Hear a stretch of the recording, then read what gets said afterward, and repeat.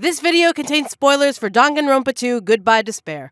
If you haven't seen the entirety of the game, then I highly suggest not watching this video and whining about it in the comments. Danganronpa 2 Goodbye Despair Roasts by Michaela Laws and Brian Bibiano. No character is safe, your favorites will be roasted. Hajime Hinata.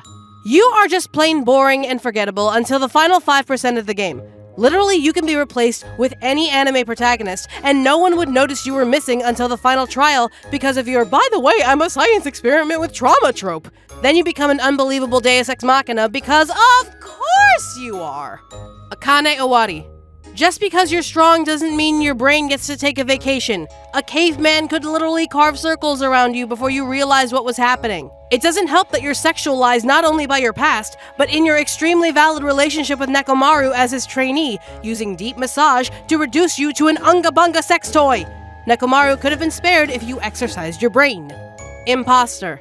You are the most unbelievable person in existence. To think that anyone would be fooled with how physically different you are from your targets is almost alcohol-inducing. If you truly were the ultimate imposter, then perhaps your skill set should include you being able to change your body at will.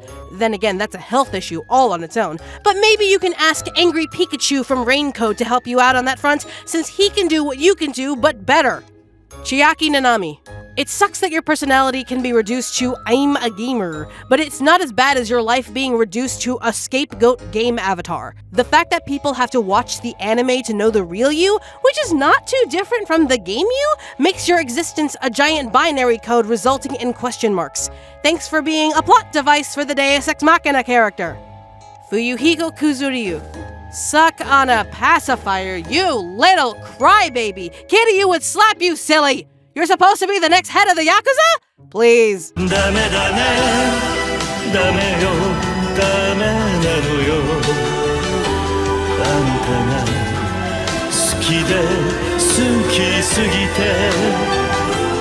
Gundham Tanaka. What a wannabe edgelord. You can't actually be an edgelord with 4 cute hamsters in your scarf, yet your speech is on the cusp of being dressed with a fedora and trench coat. Sympathetic backstory aside, it's time for you to trade your Welcome to the Black Parade CD for something you'd actually thrive in. A veterinarian coat, perhaps. Something bright and less flushable. Hiyoko Saionji.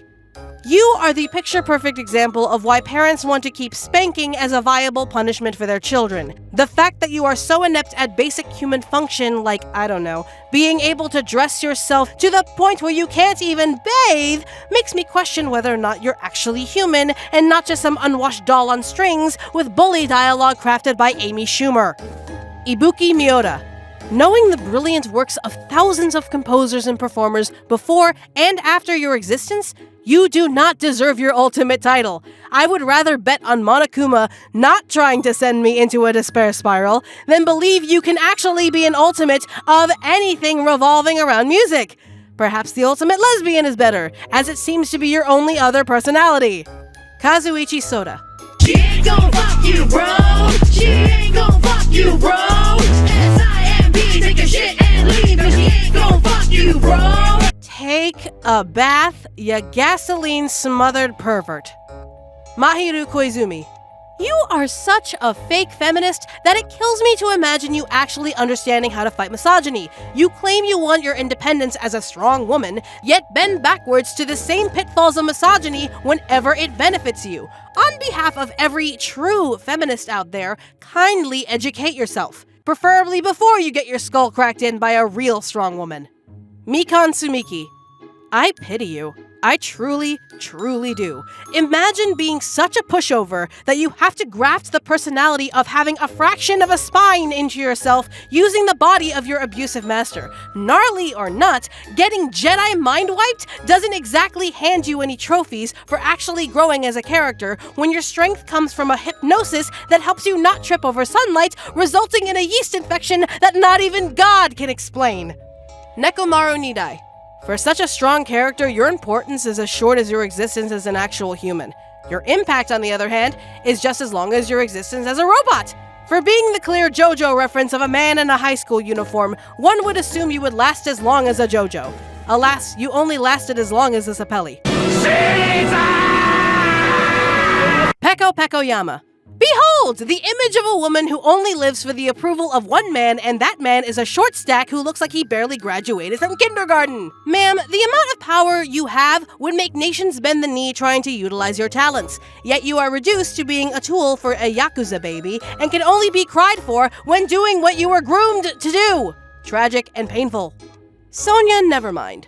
In any other scenario, you would have been Marie Antoinetted for your war crimes. But because we're in Danganronpa and you're a cute anime girl, you have the power of God and anime under your princess gown, and that is boring. Pair that annoyance with the fact that you act like London Tipton with a slight lobotomy and a subscription to every thriller crime podcast ever created, and we've created you.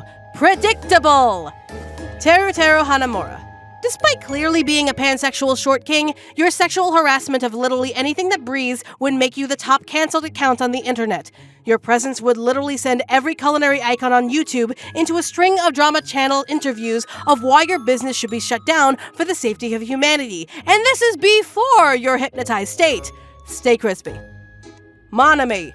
Why do you only get to be cool at the very end of the game like Hajime? I know Monokuma is the main mascot character, but you literally had a magic wand that you could have used at any time to ensure the safety of your students. Instead, you were punched down into the butt of everyone's jokes and led to be a useless commentator until you finally had a purpose at the end of the game.